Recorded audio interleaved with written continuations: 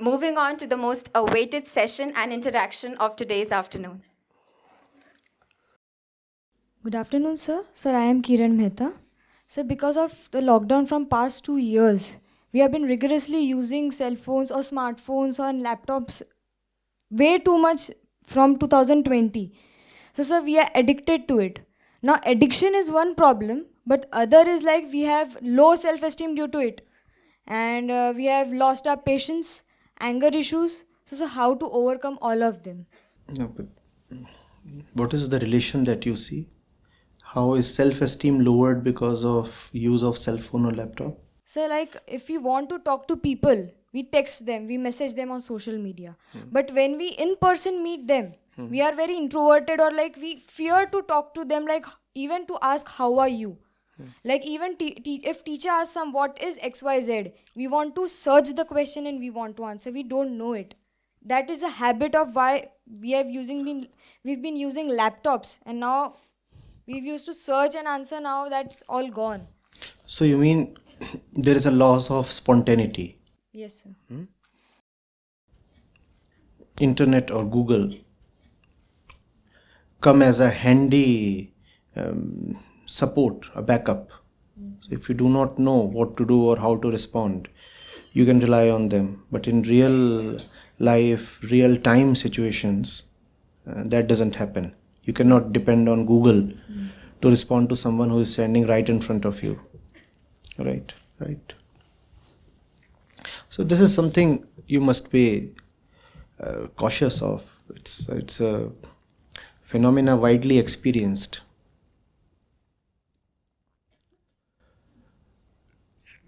Technology cannot be a substitute for real life interaction.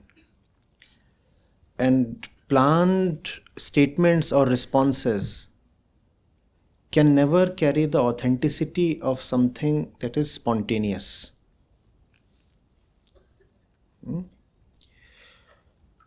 Communication through text appears safer, but is also duller. It does not carry the warmth and liveliness of a face-to-face thing. And it can become a habit to hide behind text. Right? Do not let that become a habit. That habit simply means fear. Do not protect fear. If there is something that cannot be said face to face, ask yourself, does it deserve to be said in writing?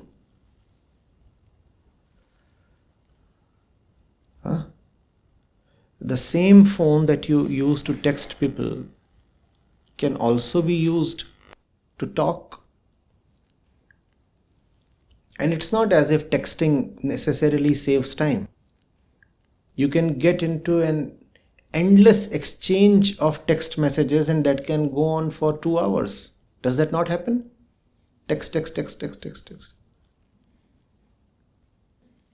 And when you are not texting, you are waiting for the other's text. And WhatsApp is showing Rajiv is typing. And you are waiting. Yeah. What is he typing?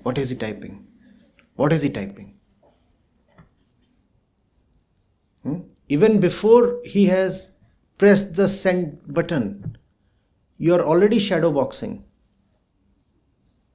You have already come up with 5 possible options. This is what he might be writing. And if he writes this, I'll reply this way. How is that saving time? Please tell me. There can be instances when text can save time. Yes, obviously. So you don't want to go through the entire process of ringing someone up, and it's not worth it. So you simply write 2 words and get done with it. So that is all okay. But if a matter can be finished off in 2 minutes, 5 minutes, directly by conversing with that person, either face to face or on call, What is the need to hide behind text? Similarly, what is the need to hide behind knowledge? External knowledge, I mean, Google knowledge. Those who have known have said that you know only when you live. Your knowledge is your knowledge only if you are living that knowledge. If knowing does not become being, then there is no knowing. Knowing must turn into being. But can Google knowledge turn into your being? You can quickly Google something and spit out the fact or the information and be done with it. It will not become your life. It will not get into the depth of your mind. Won't help much. Use technology to your advantage. Do not use it to handicap yourself. Technology must be used to do what you cannot do. Technology must not become a substitute for what you already can healthily do.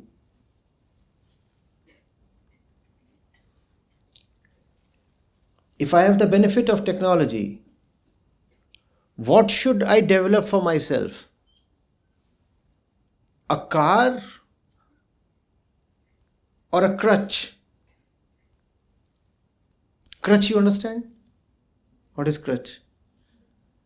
The things that you use to assist yourself in walking. Baisakhi. Now you have these 2 feet already, but they cannot take you at 60 kmph. So let technology give you a car.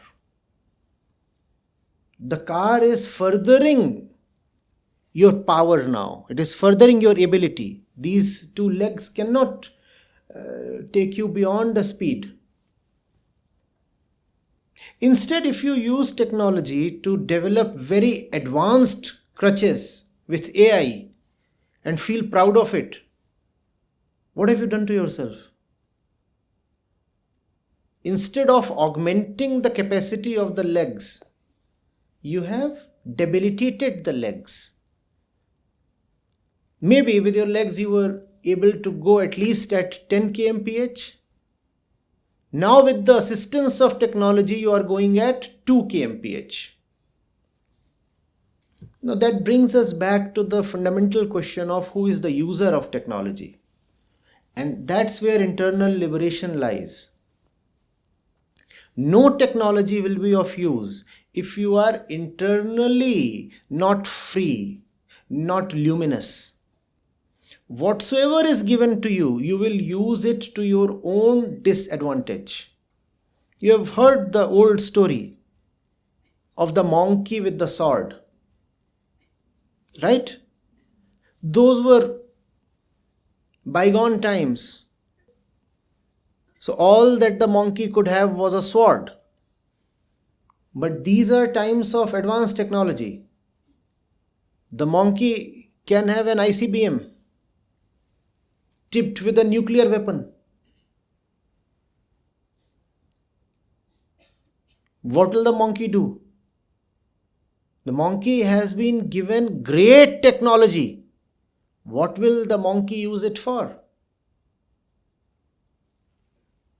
The same thing that his ancestral monkey used it for. What was the sword used for?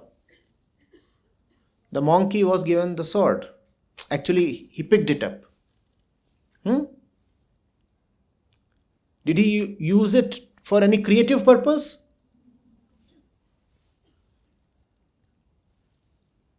If we remain monkeys within, whatsoever comes to us, powers, rights, knowledge, technology, we will use it to our own detriment, our own destruction. But we don't understand this. We think just because we have something, it is for the better. No, not necessarily. It all depends on who you are. And that's the central Vedantic question.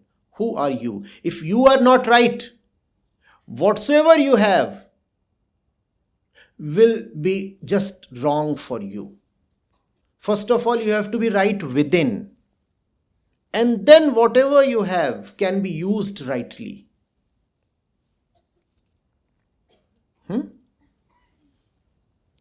You go back to the epics, you think of all the classical villains, Ravan, Kans, Duryodhan, Hiranyakashyap. They had a lot. No? Ravan was the superpower of his times. Lanka of gold.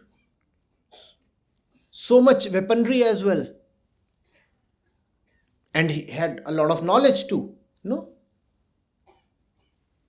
Hiranyakashyap too had a lot. He had been gifted with blessings. Duryodhan was so powerful. The question is, what were these people using their power and knowledge and money for? Were they villains because they didn't have anything? Why are they still remembered as the topmost baddies? Why? Because they didn't have much? No. They had a lot, but were operating whatever they had from a bad center. So it's the center within that means everything. If the center is false, then all technological progress will simply mean climate change, extinction of species, actually the sixth mass extinction phase in which we have already entered. Now, this kind of mass extinction could not have happened to the caveman, to the ancient man. Why? Because he didn't have technology. Internally, we have remained that same old caveman. But additionally, today, that caveman has a lot of technology and power. So he has used that technology, that power, just to finish himself off.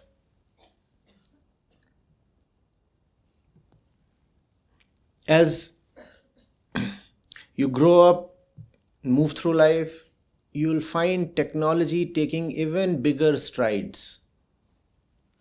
Be very careful. The user of the technology must be placed very rightly. Technology by itself is simply power. And those who have great power must first of all be great within. If you are not great within but have great power, the results will be very catastrophic. Are you getting it? Some wise man said that the world is in such a bad shape today because the growth of knowledge, the rate of growth of knowledge is many times more than the rate of growth of wisdom. You could replace knowledge with technology in this saying. Technology is growing at a scorching rate. No? You have newer versions of popular softwares being released every passing year. Newer kinds of more powerful gadgets you are seeing every day in the market. Technology is growing at that rate. Is our wisdom growing at that rate? And if not, then how will we use that technology? What will we use that technology for? Is this a difficult question to answer? Don't you see that this is an obvious thing that we should be thinking about? Instead, we do not find this question being taken up. We sing paeans to technology, to knowledge, to our growth, without devoting even 1% of our resources to our internal development, to the growth of wisdom. You could call that as spiritual growth. Not even 1% of our resources are devoted to that. So the mad monkey, we say, is being now handed over a nuclear tipped missile. Let's wait for the consequences.